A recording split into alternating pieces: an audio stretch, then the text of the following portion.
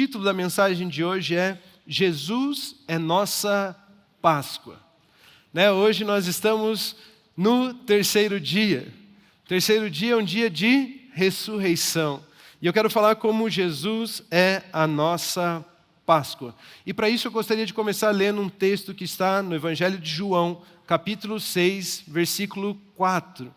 Evangelho de João, capítulo 6, versículo 4, diz assim: Ora, a Páscoa, festa dos judeus, estava próxima. Ora, a Páscoa, festa dos judeus, estava próxima. Perceba que quem introduziu a Páscoa foi Deus no povo judeu. Essa festa é uma festa comemorada pelo povo judeu. Eles então têm uma festa que eles celebram todos os anos chamado Páscoa. A Páscoa tem um grande significado para os judeus. Eles guardam essa data e eles falam dessa data e eles comemoram essa data. Quantos aqui são judeus? A Páscoa, a festa dos judeus, estava próxima. A festa da Páscoa para os judeus estava baseada no livramento que o povo de Israel teve da escravidão do povo do Egito. Israel, que é esse povo judeu que Deus tinha chamado para ser o seu povo exclusivo, eles tinham sido escravizados pelo Egito. E eles passaram 400 anos, um pouco mais de 400 anos, escravizados no Egito. Então Deus levanta um libertador chamado Moisés, e através de Moisés Deus anuncia as 10 pragas que aconteceram no Egito. E a 10ª praga então foi o anjo da morte, o anjo da destruição, que passou pelo Egito e matou todos os primogênitos, todos os primeiros nascidos, inclusive dos animais. Aquele espírito de destruição matou todos os primogênitos, exceto na casa aonde as pessoas haviam passado o sangue do cordeiro nas portas. E eles comemoram então que naquele dia o anjo de morte de destruição passou por cima das casas daqueles que tinham o sangue do cordeiro. E isso é a Páscoa para o judeu, o livramento da morte, através do sangue do cordeiro. Se você olhar ali, tem uma imagem representativa, eles colocaram uma porta com o sangue do cordeiro na porta. Queridos, imagine que eles tiveram que matar um cordeiro, colocar o sangue numa bacia, molhar uma esponja naquele sangue e então passar esse sangue na porta. Agora, se você olhar comigo, quando você passa o sangue na esquerda, você passa o sangue na direita, e quando você passasse o sangue na parte de cima, na viga da porta, o que você acha que ia acontecer com esse sangue? Ele ia escorrer e pingar. Agora tente imaginar que símbolo é formado quando nós cruzamos uma linha entre o lado esquerdo e o direito, e uma linha entre o topo e o chão. Nós conseguimos ver o símbolo da cruz. Ou seja, o símbolo do cordeiro morto, o sangue derramado pelo cordeiro, livrou o povo judeu da morte. Isso é a Páscoa para os judeus. No texto de Êxodo, no livro de Êxodo, capítulo 12, versículo 21 a 28, nós encontramos essa narrativa. Moisés chamou todos os anciãos de Israel e lhes disse: escolham e peguem cordeiros para as famílias de vocês, e matem esses animais para celebrar a Páscoa. Peguem os ramos de isopo, molhem no sangue que estiver na bacia e marquem a viga superior da porta e suas ombreiras com o sangue que estiver na bacia. E que nenhum de vocês saia da porta da sua casa até pela manhã, porque o Senhor passará para matar os egípcios. Quando, porém, enxergar o sangue na viga superior da porta e em ambas as ombreiras, o Senhor passará por cima da porta e não permitirá que o destruidor entre na casa de vocês para matá-los. Portanto, guardem isso por estatuto para vocês e para seus filhos, para sempre. E quando estiverem na terra que o Senhor lhe dará, como prometeu, observem este rito, este ritual. Quando seus filhos perguntarem, que rito é este, que ritual é este que estamos fazendo? Respondam, é o sacrifício da Páscoa ao Senhor, que passou por cima das casas dos filhos de Israel no Egito, quando matou os egípcios e livrou as nossas casas. Então o povo se inclinou e adorou. E os filhos de Israel foram e fizeram como o Senhor havia ordenado a Moisés e a Arão. Perceba então que esse povo que estava escravizado agora tinha a oportunidade de ser liberto do Egito. E Deus falou, a última praga que eu enviarei será esse espírito de destruição que matará os primogênitos. E você precisa então passar o sangue do cordeiro na porta, para que quando eu ver o sangue dos cordeiros, eu não permita que a destruição entre nessa casa e mate alguém lá dentro. O sangue do cordeiro então livrou o povo judeu da morte. A Páscoa significa passagem. Significa que Deus passou pelo Egito livrando Israel das mãos do Egito, livrando Israel através do sangue do cordeiro da morte. Para o judeu é o dia que passaram a ser livres da escravidão do Egito.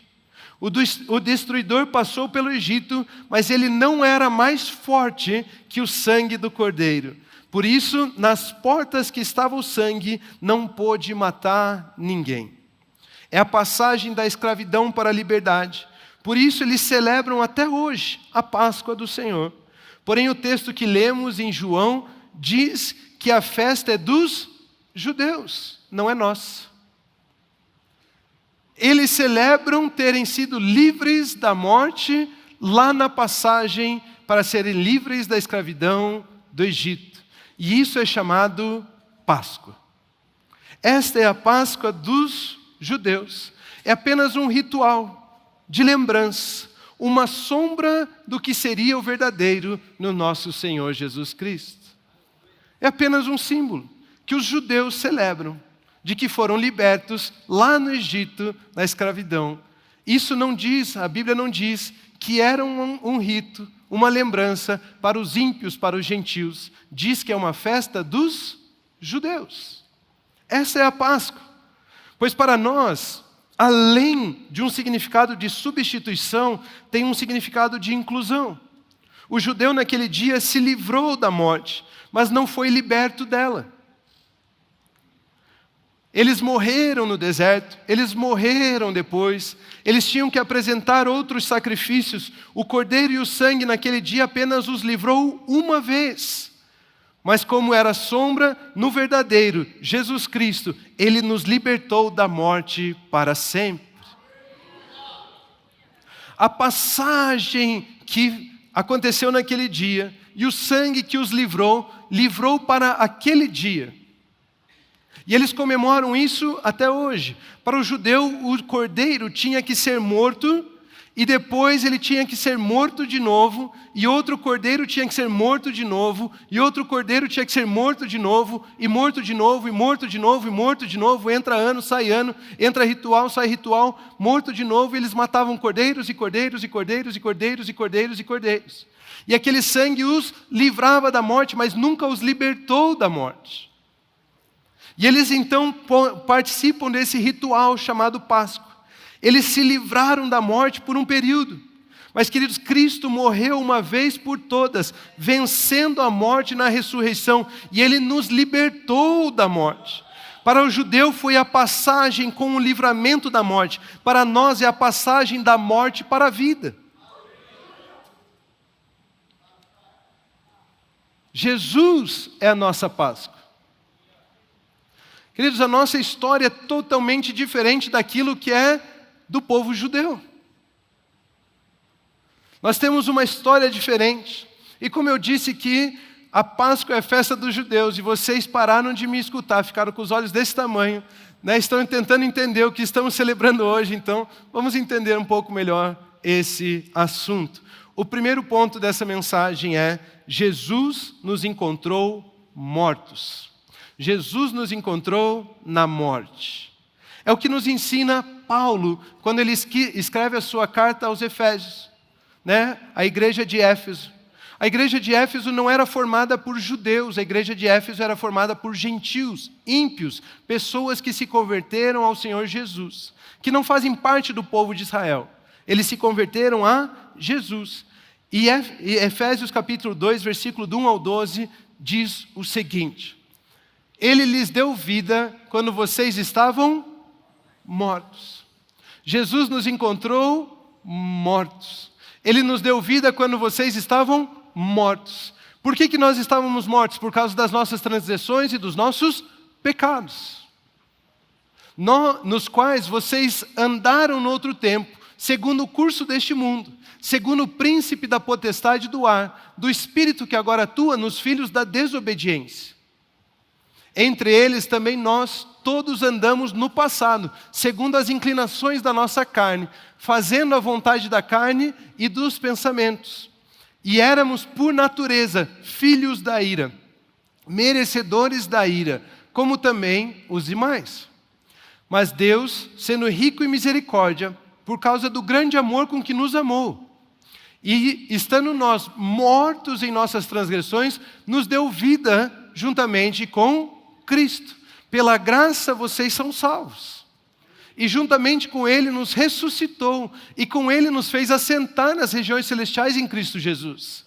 Deus fez isso para mostrar nos tempos vindouros a suprema riqueza da sua graça, em bondade para conosco em Cristo Jesus.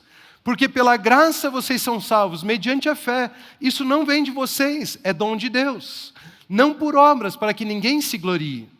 Pois somos feituras dele, criados em Cristo Jesus para boas obras, as quais Deus de antemão preparou para que nós andássemos nelas. Portanto, lembrem-se de que no passado vocês eram gentios na carne, chamados incircuncisão por aqueles que se intitulam circuncisão, que é feita na carne por mãos humanas.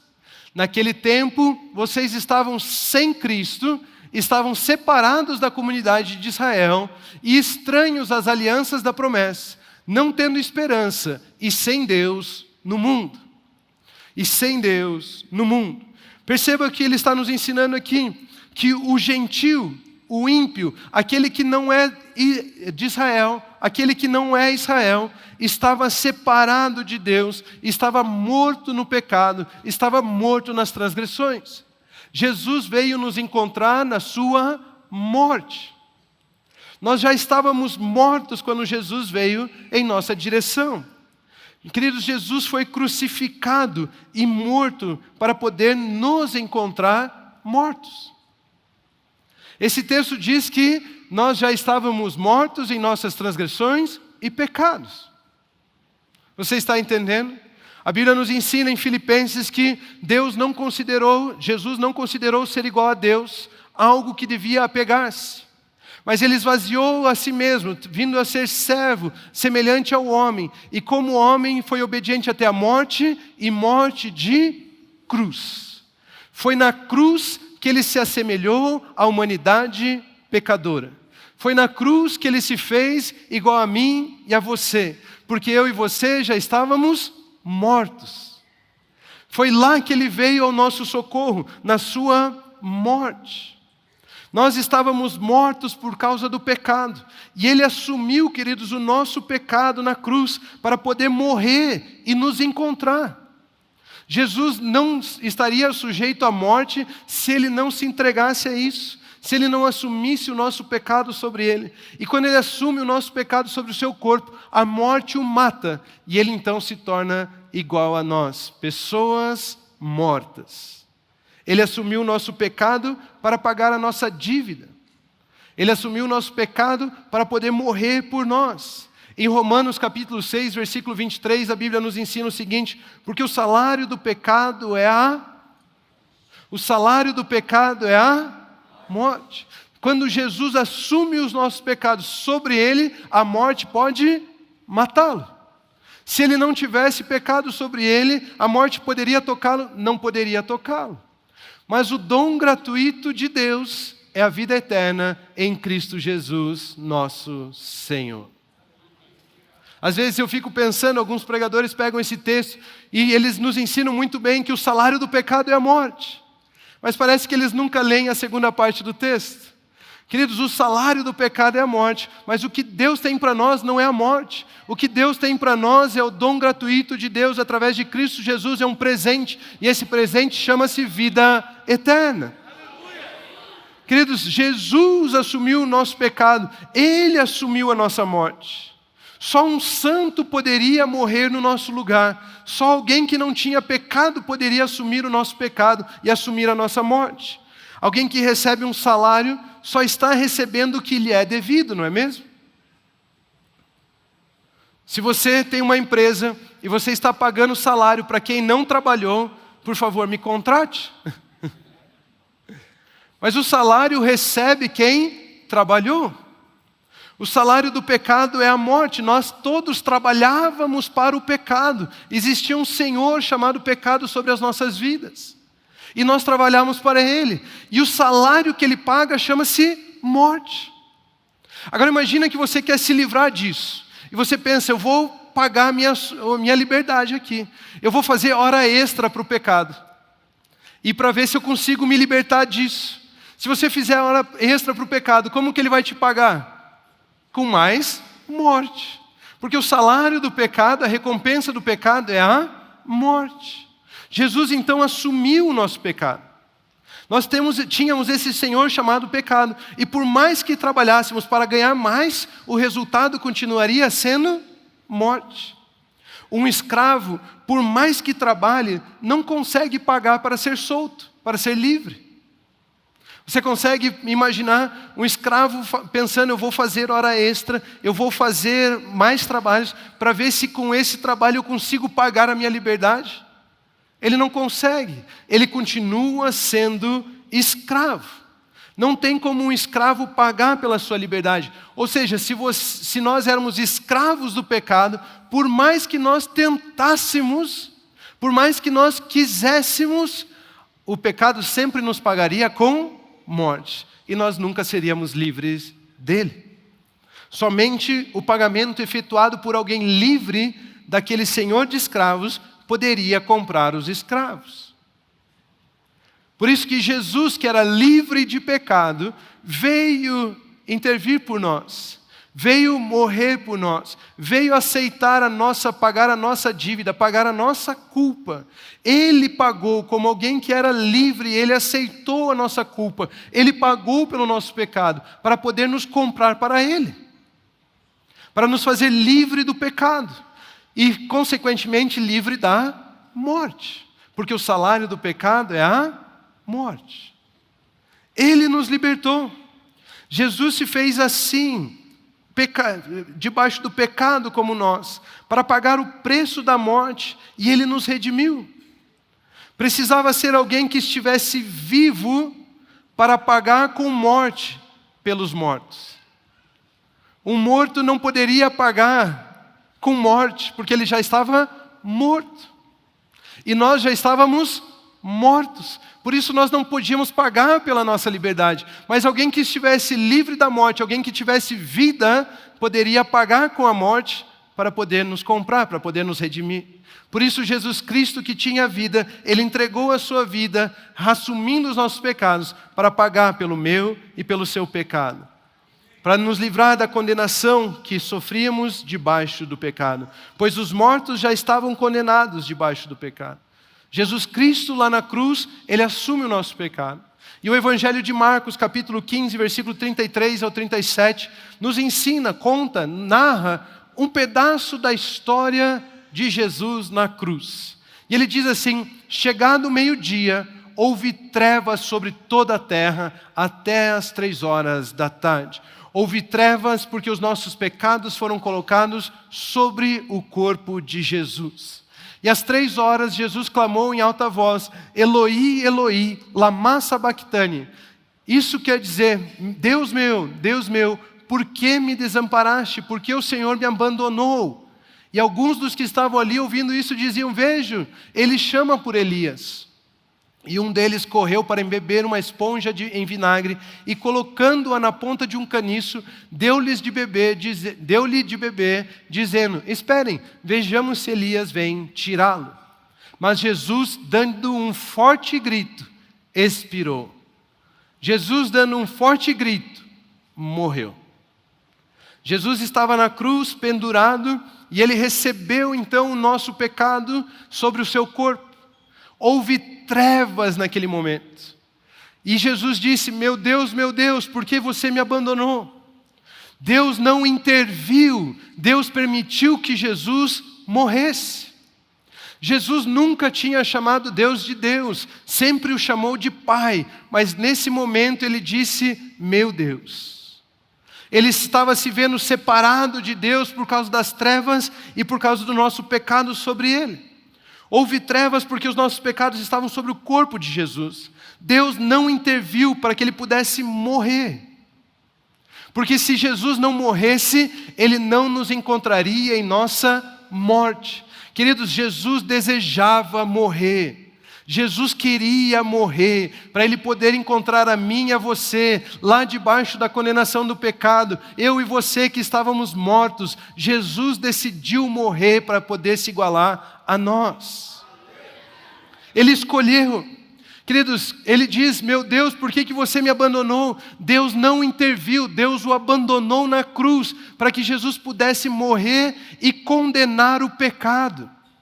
Para que Jesus pudesse morrer e condenar o pecado. A morte de Jesus condenou o pecado, pois a morte matou um inocente, alguém de natureza perfeita. Jesus, por mais que tivesse assumido o nosso pecado, ele não era pecador, a natureza dele não era pecaminosa. Ele era um cordeiro perfeito, sem mancha, ele era um primogênito, ele era o cordeiro que poderia nos libertar da morte. Eu falei para vocês que esse é um assunto maravilhoso. Queridos, é a razão da nossa fé. Queridos, aquilo que nos condenava, que era o pecado, agora estava condenado, porque o pecado matou um inocente, e ele perdeu a autoridade de matar, ele perdeu a autoridade. Jesus saiu dali com a chave da morte e do Hades. Deus não interviu na obra da cruz para que Jesus pudesse nos encontrar na sepultura. Deus não interviu na obra da cruz para que Deus pudesse nos encontrar na sepultura. Olha o que o profeta Isaías diz quando profetizou a respeito da obra do nosso Senhor Jesus Cristo. Em Isaías capítulo 53, versículo 9. Designaram-lhe a sepultura com os ímpios. Designaram-lhe a sepultura com os ímpios.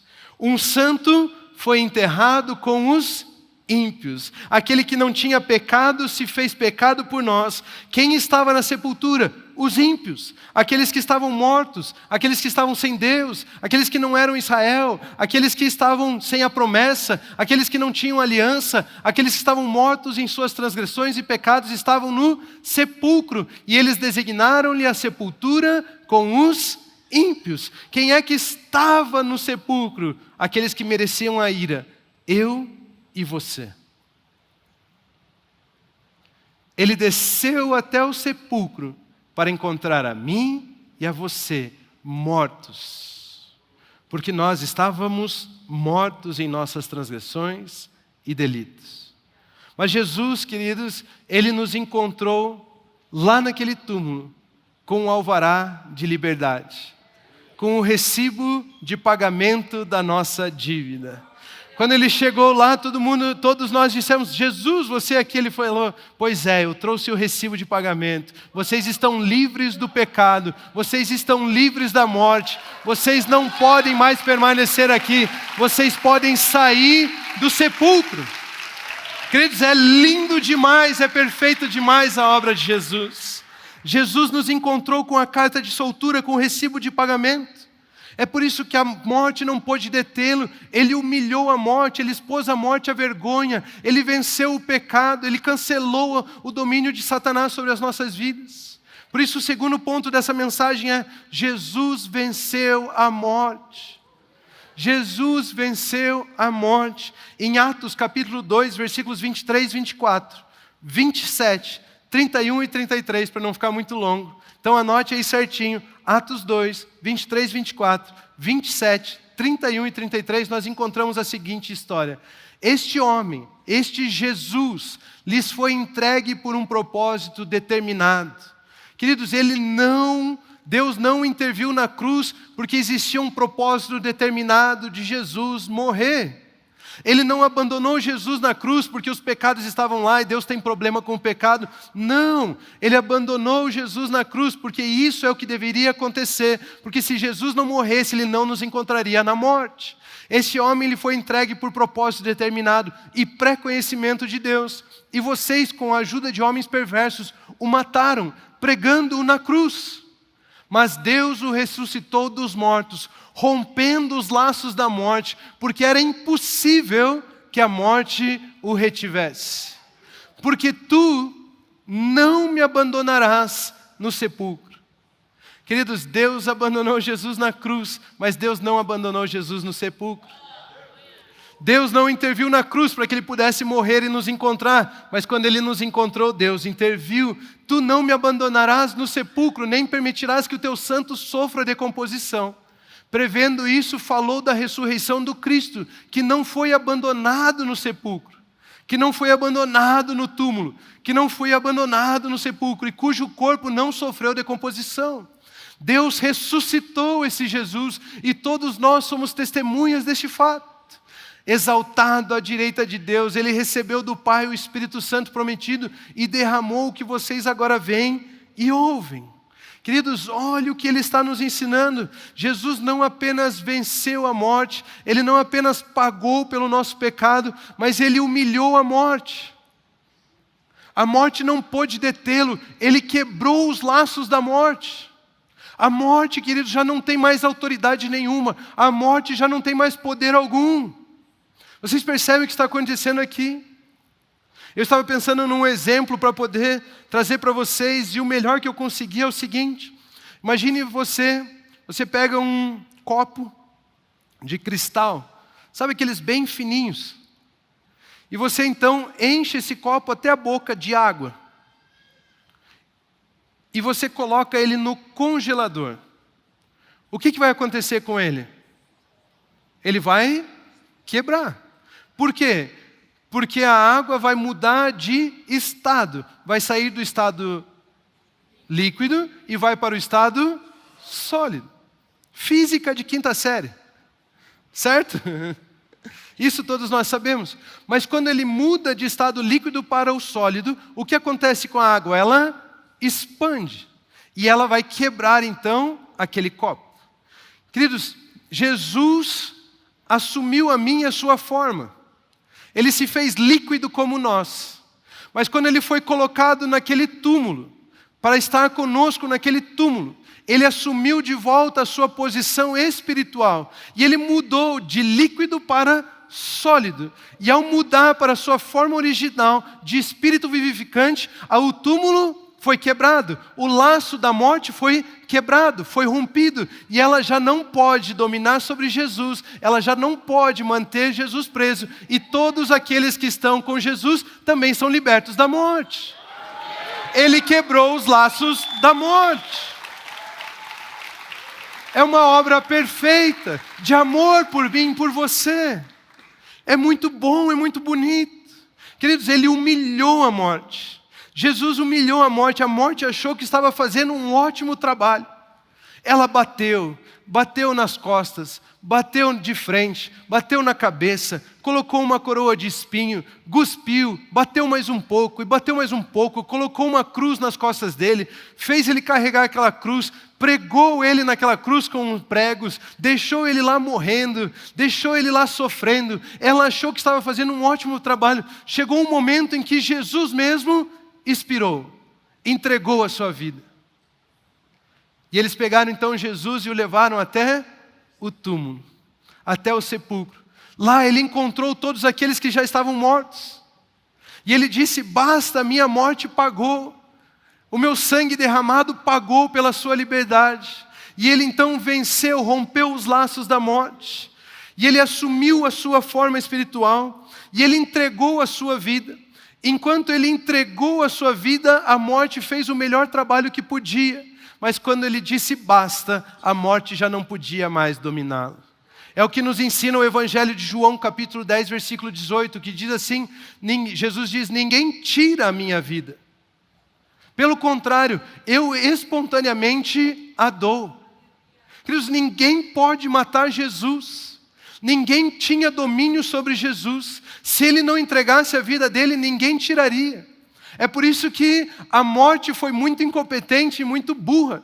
Porque ela achou que ela estava matando Jesus de fato. Mas quem estava entregando a sua vida era o próprio Jesus. O versículo diz, ninguém tira a minha vida. Pelo contrário, eu espontaneamente a dou. Eu tenho autoridade para entregá-la e também para reavê-la.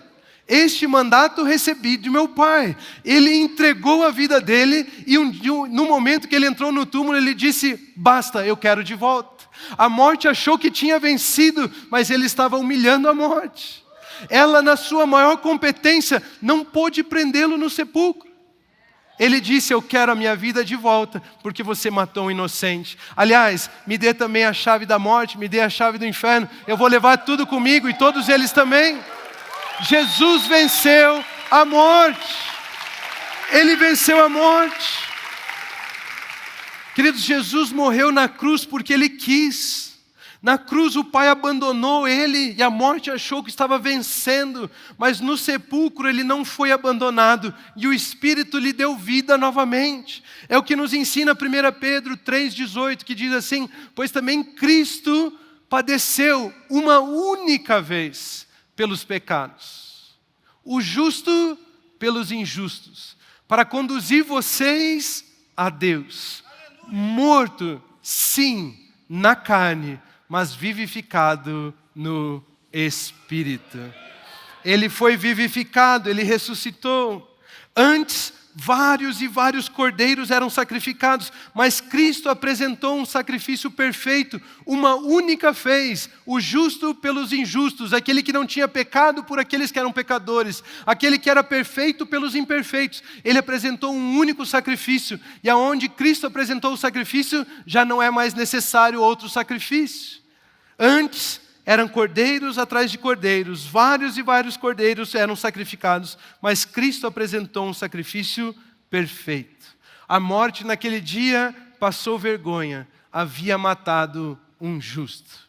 Foi por isso que o anjo pôde dizer, naquela manhã, no terceiro dia, porque vocês procuram entre os mortos aquele que vive, ele não está aqui, ressuscitou como havia dito. Jesus está vivo, Ele venceu a morte. E o melhor disso tudo é, para o povo judeu, a morte foi quando aquele sangue os livrou. A Páscoa foi quando aquele sangue os livrou da morte. Mas para nós é algo diferente. Romanos capítulo 6, versículos 3 ao 11 diz o seguinte, ou será que vocês ignoram que todos nós que fomos batizados em Cristo Jesus, fomos batizados em sua morte? Fomos sepultados com Ele na morte pelo batismo, para que como Cristo foi ressuscitado dentre os mortos pela glória do Pai, assim também nós andemos em novidade de vida. Porque se fomos unidos com Ele na semelhança da sua morte, certamente o seremos também na semelhança da sua ressurreição.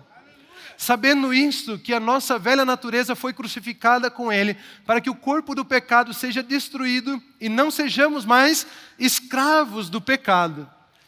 Pois quem morreu está justificado do pecado. Ora, se já morremos com Cristo, cremos que também viveremos com Ele. Sabemos que, havendo Cristo ressuscitado dentre os mortos, já não morre.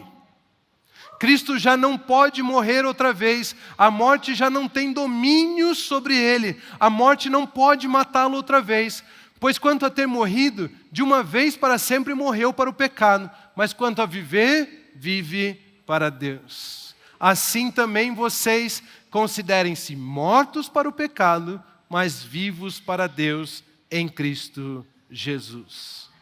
Queridos, esse texto nos ensina que a morte não pode. Jesus Cristo não pode morrer outra vez. A morte nunca mais irá matá-lo. Ele entregou a sua vida uma única vez. Ele permitiu que a morte o matasse uma única vez. Mas depois que ele pediu a sua vida de volta e ele ressuscitou, a morte já não tem mais autoridade sobre ele. Ele nunca mais entregará a sua vida para morrer. Jesus Cristo não pode morrer outra vez. A morte não tem mais domínio sobre ele. Não tem como matá-lo de novo. Vocês entendem isso? Esse texto está nos dizendo que se ele ressuscitou e a morte não tem mais domínio sobre ele, eu e você podemos nos considerar mortos com ele e ressurretos com ele. Ou seja, a morte não tem mais domínio sobre mim e sobre você. A Páscoa não é apenas se livrar da morte, é participar da morte em Cristo Jesus. Se Deus nos livrasse da morte, Ele teria que livrar sempre. E teríamos que matar um cordeiro, um cordeiro, um cordeiro, um cordeiro, um cordeiro. Mas se morremos com Ele, fomos libertos da morte, fomos justificados do pecado e podemos viver para Deus. Da mesma forma que Cristo morreu e não pode morrer outra vez por ter ressuscitado, eu e você em Cristo morremos para o pecado, mas fomos ressurretos para podermos viver para Deus. Você agora tem uma vida que a morte não tem autoridade para tirar de você.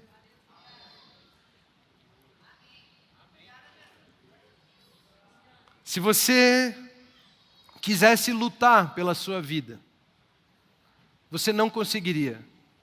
Você encontraria um inimigo que é muito mais forte do que a sua própria vida. Você encontraria a morte.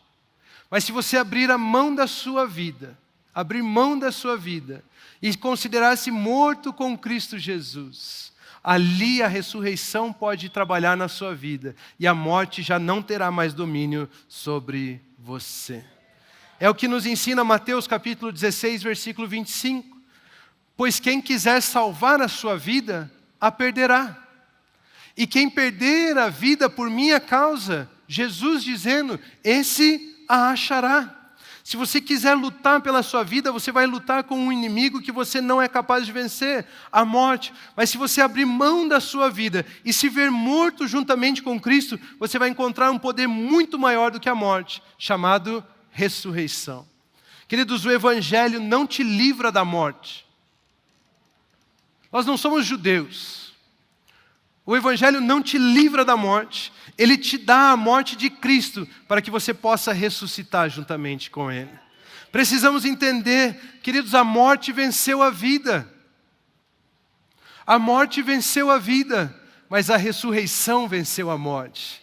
Jesus Cristo nos deu agora a vida ressurreta. O Evangelho é sobre o poder da ressurreição. Paulo disse, Cristo não ressuscitou, em vão é a nossa fé. É sobre a ressurreição de Cristo. Muitas religiões têm um Deus, têm um profeta, têm alguém, mas está morto. Nós não, nós temos um Deus, um Filho amado de Deus, um Salvador, um Senhor que morreu e ressuscitou, Ele está vivo, é sobre a ressurreição a nossa fé. É por isso que Romanos capítulo 6, versículo 11, que acabamos de ler, diz, da mesma forma, considerem-se mortos para o pecado, mas vivos para Deus em Cristo Jesus. Queridos, Paulo está nos ensinando que viver a vida eterna é uma questão de consciência, de me considerar incluso na obra de Cristo Jesus. Ele está dizendo, considere-se morto e ressurreto. Ou seja, se veja incluso na morte e na ressurreição de Cristo Jesus. Ele compartilhou isso comigo e com você. Nós não precisamos permanecer mortos. Nós não precisamos permanecer afligidos pelo resultado do pecado. Nós podemos sair do sepulcro juntamente com Cristo Jesus, com uma vida eterna, uma vida ressurreta. Considerem-se, pois, mortos para o pecado e vivos para Deus, ressurretos juntamente com Cristo Jesus. Eu estava pensando em um exemplo para explicar para você o que significa considerar-se. Existe alguém aqui no nosso meio que é descendente de italiano? Pode levantar, não fique com vergonha, não é? Pode levantar a mão. De japonês, de ucraniano, de alemão, de polonês. Nós temos diversos tipos aqui, não temos? Eu nem sei, tem tanto tipo no Brasil. Mas você se considera descendente de italiano. Por quê? Se eu abrir aqui o seu peito, vai estar escrito ali, Made in Italy. Vai estar? O que você tem de diferente de todos os outros? Nada. E você se considera descendente de italiano? Sim. Por quê? Porque alguém te disse. E você creu nisso. E você passou a se considerar um descendente daquele lugar. E eu não sei por que a gente é assim. Né? Como se o ser humano pertencesse às nações e não as nações ao ser humano. Mas nós fazemos essa divisão. E nós nos consideramos daquela nação, daquela nacionalidade. E agora a Bíblia está nos ensinando o seguinte: considerem-se mortos para o pecado e vivos para Deus. Pastor, como que eu faço isso? Creia. Você não crê que é descendente de alguma coisa? Creia que você é descendente de Deus. Creia que você é um cidadão celestial. Creia. Isso é considerar-se. Considere-se mortos. Ah, mas o pecado tem domínio sobre mim. Não tem, eu estou morto para ele. Ah, e quem é o meu Senhor? É o meu Senhor Jesus, que agora estou vivo para Deus. E como você sabe disso? Eu creio, eu me considero. Da mesma forma que alguém se considera descendente de algo. Eu me considero descendente, filho de Deus. Cidadão dos céus. Queridos, precisamos crer nessa verdade. De que fomos mortos e ressurretos com Cristo Jesus. Foi essa obra de amor perfeita, invencível, que nos livrou da morte, do medo da morte. João capítulo 5, versículo 24 diz o seguinte: eu asseguro, em verdade lhes digo, quem ouve a minha palavra e crê naquele que me enviou, tem a vida eterna. Não entra em juízo, não está debaixo de condenação, mas já passou da morte para a vida. Já passou da morte para a vida. Queridos, Páscoa significa passagem. Mas era a passagem do espírito da morte lá no Egito, alguma coisa lá. Mas para mim e para você, Páscoa não é que Deus nos livrou da morte. Páscoa é que o Senhor Jesus venceu a morte e nos libertou do domínio da morte e do pecado. Eu e você que cremos nessa palavra, que nos consideramos mortos e ressurretos com Cristo Jesus, eu e você que cremos em Deus e na palavra de Deus, já passamos da morte para a vida. Você não tem uma vida qualquer. Você tem a vida ressurreta de Cristo Jesus. A vida que agora você tem chama-se vida eterna. É uma vida que a morte já não pode, já não tem mais domínio sobre você.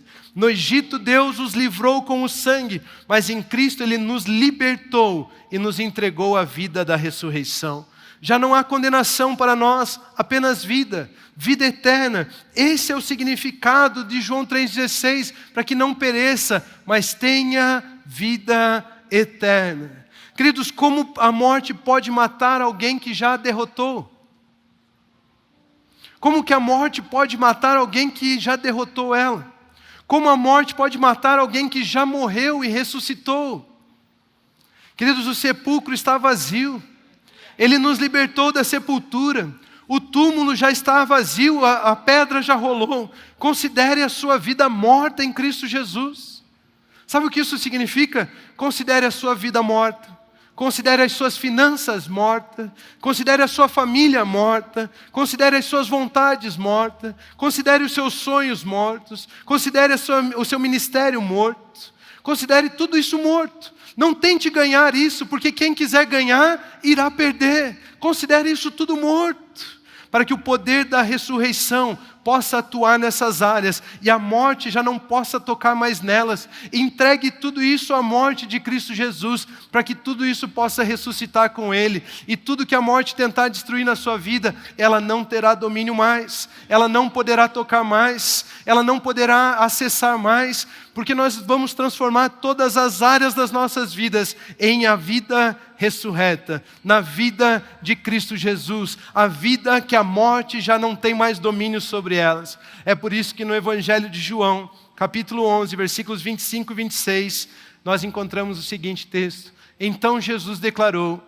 eu sou a ressurreição e a vida. Quem crê em mim, ainda que morra, viverá. E todo que vive e crê em mim, não morrerá eternamente. E ele pergunta: você crê nisso?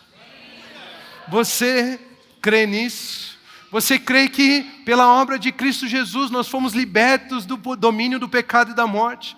Você crê que nós já passamos da morte para a vida? Você crê que a nossa Páscoa é Cristo Jesus? Que nós não fomos apenas livres da morte, mas nós fomos libertos dela em Cristo Jesus, e hoje nós temos a vida ressurreta, nós temos a vida eterna, nós temos a vida que a morte já não pode tocar, nós temos a vida de Jesus Cristo habitando em nós. Você crê nisso? Essa é a pergunta do nosso Senhor Jesus Cristo para nós. E todos aqueles que creem e recebem, digam amém, dêem uma salva de palmas a Jesus. Continuem a abençoar-nos.